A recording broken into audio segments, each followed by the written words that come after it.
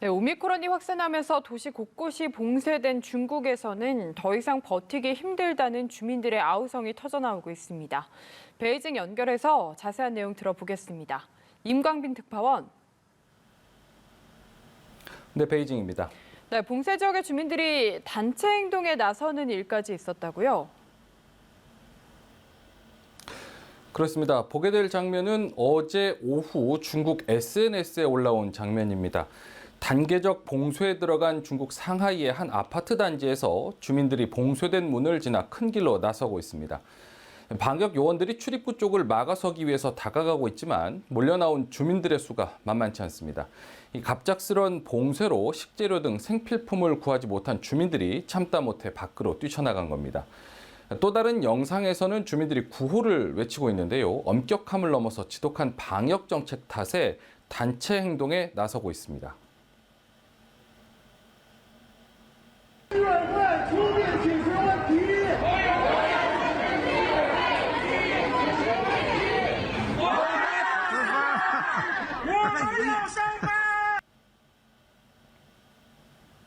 네, 이렇게 생필품을 구하기 어려운 것도 문제지만 응급 환자가 치료를 받지 못하는 사례도 있었다고요?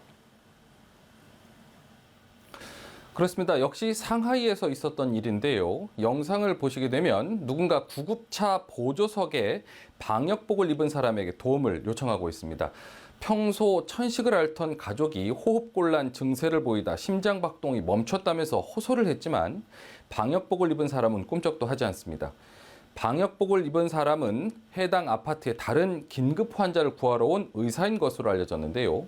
애초 출동한 일을 처리해야 한다며 심장 제서동기라도 빌려달라는 요청을 거부한 채 아파트를 떠나버렸고 호흡곤란 증세를 보이던 환자는 결국 숨진 것으로 전해졌습니다. 이 영상이 SNS를 통해 확산하면서 누리꾼들이 분노를 자아냈고 결국 관계 당국도 해당 의사의 미숙한 조치에 사과를 한다며 고개를 숙였습니다. 지난해 중국 시안에서는 코로나19 음성 증명서가 없다는 이유로 심장병 환자가 진료를 거부당해 숨지는가 하면 임신부가 유산을 하는 일도 있었는데요. SNS에서는 코로나 때문이 아니라 도시 봉쇄가 초래한 재난으로 더 많은 사람이 죽을 것 같다는 목소리도 올라오고 있습니다. 이런 가운데 미국의 월스트리트 저널은 상하이의 한 대형 요양병원에서 코로나 집단 감염에 따른 다수의 사망자가 나온 것으로 보인다고 보도를 했습니다. 상하이 최대 요양시설인 둥하이 요양병원의 관계자들이 코로나 감염으로 격리가 되면서 대체 투입된 인원들에 대한 인터뷰를 바탕으로 이 같은 소식을 전했는데요. 상하이 당국은 지난 16일과 17일 해당 병원과 관련된 감염자 2명에 대해서 밝힌 적이 있지만 이후부터 감염자 규모를 공개하지 않고 있습니다. 신문은 실제 피해는 중국 당국의 발표보다 심각할 수 있다고 평가를 했습니다. 네, 워낙 강력한 방역 정책이 시행되다 보니까 그에 따른 의료 시스템 부담도 만만치 않을 것 같습니다. 이런 가운데 조금 황당한 영상이 중국 SNS에 화제가 되고 있다고 하던데 어떤 내용입니까? 네, 다름 아닌 물고기를 대상으로 핵산 검사를 하는 장면이 SNS를 통해 알려진 것입니다. 해당 영상은 중국의 한 수산물 시장에서 촬영된 영상으로 알려졌는데요. 방역 요원이 핵산 검사를 하겠다며 커다란 생선의 입에 면봉을 넣고 있습니다. 또 다른 영상에서는 고양이를 대상으로 핵산 검사를 하는 장면도 볼 수가 있습니다. 의료 자원 낭비라는 지적이 나오고 있습니다. 올해 초 허난성 위저우시에서는 방역 요원이 마늘잎에 면봉을 문지르며 검체를 채취하는 장면이 SNS에 올라와서 황당하다는 반응도 나온 적이 있는데요.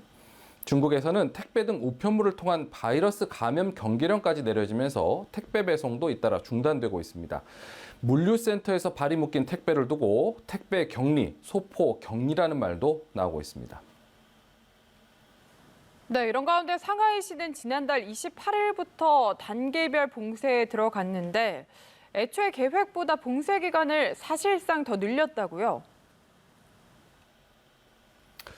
그렇습니다. 상하이 중심을 흐르는 황푸강을 기준으로 동서로 나눠서 단계별로 나흘씩 총 8일간 봉쇄하겠다는 게 상하이시 당국의 당초 계획이었습니다. 하지만 단계별 봉쇄가 끝난 뒤에도 감염자가 확인될 경우 해당 구역의 봉쇄를 계속하겠다는 내용의 후속 계획을 밝혔는데요. 후속 계획에 따르면 먼저 4일간의 격리를 마친 황푸강 동쪽 지역에서도 감염자가 추가로 나온 건물은 통제구역으로 지정이 돼서 최대 14일간 격리를 해야 합니다. 또 격리 기간은 봉쇄가 시작된 날부터 계산하기 때문에 앞으로 열흘은 더 집 밖으로 나올 수 없게 되는 겁니다.